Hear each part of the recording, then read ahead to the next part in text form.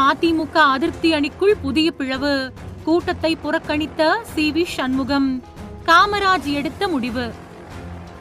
அதிமுக பொதுச் செயலாளர் எடப்பாடி பழனிசாமி கட்சிக்குள்ள பல்வேறு நிர்வாக மாற்றங்களை செஞ்சிருக்காரு. இதனால கட்சியினர் பலரும் அதிருப்தி அடைஞ்சிருக்கிறதால கருத்து வேறுபாடுகள் இப்போ வெளிப்பட தொடங்கி இருக்கு.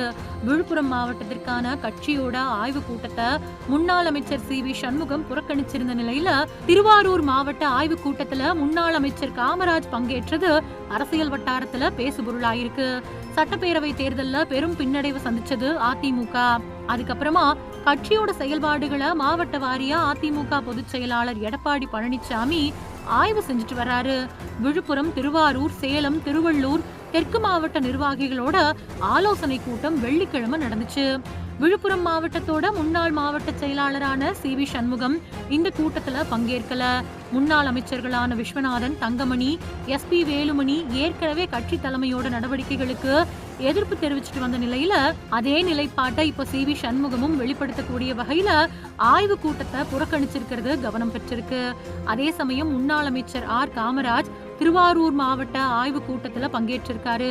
இதுக்கு முன்னாடி லீமா ரோஸ், ஹரி உள்ளிட்ட அதிருப்தி அணியை சேர்ந்த சிலர் திருச்சி, திருவள்ளூர் மாவட்ட ஆய்வு கூட்டத்துல பங்கேற்றிருந்தது குறிப்பிடத்தக்கது. இதனால அதிருப்தி அணிக்குள்ள ஒருமித்த நிலைப்பாடு இல்ல, அவங்களுக்குள்ளேயே ஏராளமான கருத்து வேறுபாடுகள் இருக்குது அப்படிங்கிற கருத்து இப்போ எழுந்திருக்கு. சமீபத்துல எடப்பாடி பழனிசாமி மாவட்ட செயலாளர் பொறுப்புகள்ல மாற்றம் செஞ்சு அறிவிச்சிருந்தாரு. இதுல பல முன்னாள் அமைச்சர்கள் கிட்ட இருந்து பொறுப்புகள் பறிக்கப்பட்டு புதிய பொறுப்புகள் வழங்கப்பட்டிருந்தது. அதை ஏற்க விருப்பம் இல்லை அப்படின்னு அதிருப்தி அணியை சேர்ந்த பலர் கட்சி தலைமைக்கு கடிதம் எழுதியிருந்தாங்க.